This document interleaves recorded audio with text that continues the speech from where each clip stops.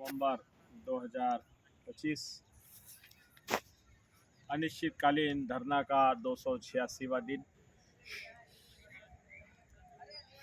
धरना का स्थान है निर्माणाधीन डॉक्टर अंबेडकर भवन,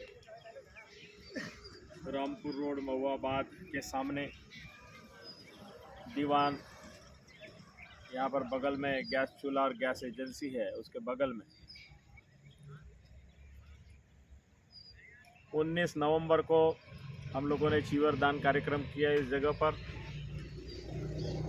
और कार्यक्रम होने के बाद से अनिश्चितकालीन धरना जो जारी था, विश्वनानंद बोधि महाविहार से निकाल करके हम लोग यहाँ लेके आए।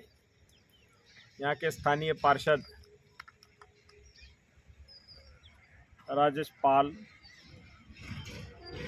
और यहाँ के स्थानीय साथियों के साथ सहयोग से हम लोग पुनः धरना पर बैठे हुए हैं। कल रविवार शाम के समय में सर्कल अधिकारी चंद्रशेखर जी आए हुए थे। उन्होंने कहा कि यहाँ धरना चलाने की ज़रूरत नहीं है, आप लोग कल धरना नहीं बिठाएंगे, अनुमति लेकर के आइए, सरकारी ज़मीन है तो इसलिए कल धरना नहीं बिठाएंगे। हमने कहा कि हम लोग तैयार है, गिरफ्तारी देंगे, क्योंकि हम लोगों को शुरू से ही, पहले दिन से ही, माने आज से 286 दिन से ही कोई अनुमति सरकार की ओर से मांगने पर भी नहीं मिली है। बीच में हमारे तमाम लोगों को पुलिस फोर्स ने आधी रात में जबरन 27 तारीख को उठा के ले गया था, जबकि दिन में हमारा डेलीगेशन गृह सचिव विशेष अनिमेष पांडे के पास पटना में मिलने के लिए गया था। सरकार को इस बुद्धगया के महाबोधि विहार को मामलों को लेकर के एक मेमोरेंडम दिया था, तो उन्होंने कहा था कि हमको 10 दिन तो भी समय दीजिए, हम कागज़ आगे ऊपर पहुंचाते हैं। लेकिन उन्होंने उसी रात प्रशासन के लोगों ने स्वास्थ्य जांच के नाम पर 12 बजे के बाद आकर के जबरन तमाम बनते लोगों को उठा करके रात में इधर उधर घुमाया और ले जा करके गया के मेडिकल कॉलेज में ऐसे जगह ले जाके डाल दिया जहां कूड़ा कचरा डाला जाता है, जैसे मुर्दा घर के जैसे हो। बनते लोग रात भर वहां से निकल के आके सामने प्रांगण में बैठे रहे, मच्छरों के बीच सुबह का इंतज़ार करते रहे। हम जो दूसरे स्थान पे रुके हुए थे, तमाम लोग इकट्ठा होकर के सुबह मगध मेडिकल कॉलेज में गए और दिन भर हमने धरना लगाया। अनिश्चितकालीन भूख हड़ताल था, तो अनिश्चितकालीन भूख हड़ताल को वहाँ के जो मेडिकल के अफसर जो है प्रमुख सिन्हा जी, उन्होंने आके निवेदन किया कि आप कुछ खा लो, कुछ पी लो। तो अंत में उन्होंने सभी को नारियल पानी पिला करके और कहा कि हमारा क्या दोष है, हमारे मेडिकल में आए हैं, हमारी सेवा, हमारा कर्तव्य है सेवा करना। तो उस दिन भर धरना हमारा गया के मगध मेडिकल कॉलेज के सामने चलता रहा और हमारे पदाधिकारी और कर्ताओं ने सरकार को लिखापड़ी की, तो 2 मुहान पर धरने के लिए जगह मिली थी और वहाँ से बुद्ध पूर्णिमा तक धरना चला। अब इस धरने को उठाने के लिए, उखाड़ने के लिए शासन प्रशासन के लोगों ने कई तरह के हथकंडे अपनाए। हम लोगों के साथ में वार्ता हुई, लिखित में आश्वासन भी दिया गया कि आप लोगों को 1 जून के बाद जगह दी जाएगी और धरना आपका, जैसे ये माहौल बिगड़ा हुआ है यहाँ बुद्ध पूर्णिमा पे, कुछ सरकार की तरफ से भंते लोगों ने इसको तोड़फोड़ करने के लिए साजिश में शामिल थे।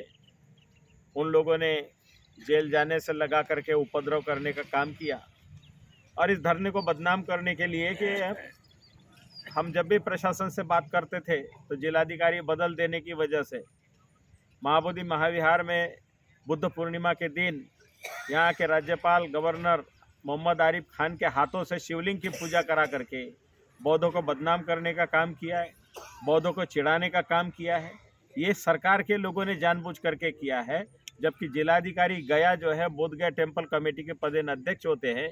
अध्यक्ष और पुलिस प्रशासन के उपस्थिति में एक मुस्लिम व्यक्ति से, और जो वहाँ चौखट पड़ी है उस चौखट को वो शिवलिंग बता करके जबरन बौद्धों को चिढ़ाते हैं, जबकि महाबोधि विहार में पहले वहाँ अशोका का पिलर था जो दिया जलाने के लिए उसके ऊपर में बत्ती घर बनाया हुआ था। वो पत्थर हटा देने के बाद से जो कट्टरपंथी लोग हैं उसको शिवलिंग बताते हैं। वहाँ ज़मीन पर केवल ऐसे एक राउंड सर्कल खींचा हुआ है प्लेन ज़मीन के ऊपर। तो ये विवाद करके महाबोधि विहार पर कब्जा करने के लिए शिवालय बताते हैं।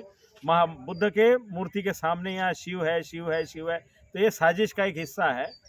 तो ये साजिश के तहत धीरे धीरे महाबोधि विहार पर कोई झंडे लगा करके, महाबोधि विहार पर कोई आकृति लगा करके, कोई चिन्ह लगा करके, ये बोध गया मठ का हिस्सा है ऐसे वाला भी एक बोर्ड लगा दिया है। और वहाँ पर चेतन गिरी और कौन से गिरी के नामों की यहाँ समाधि है, ये है वो है, एक अभी नया नया बोर्ड लगाया है। और अतिक्रमण का काम जारी है कट्टरपंथियों के द्वारा। तो बौद्धों को परेशान करके, डिस्टर्ब करने से, मेंटली हरास करने से, और सोचते हैं कि ये महाबोधि विहार बौद्धों का नहीं है, ये हमारा है, जबरन घुसपैठ करने की साजिश जो हो रही है, हम उन साजिशों को कामयाब नहीं होने देंगे। और आज हम लोगों को गिरफ्तार करने के बारे में बोला है तो हम लोग तैयार हैं। हम पूछेंगे कि किस धारा में गिरफ्तार कर रहे हो और कितने दिनों से हमने अनुमति मांगी है, क्यों नहीं दी गई हमको अनुमति। तो हम पूछताछ करेंगे और जैसे भी होगा उसके लिए हम लोग तैयार हैं, क्योंकि हम लोग बौद्ध है और शांतिप्रिय ढंग से अपने मांग पर अड़े हुए हैं और बैठे हुए हैं।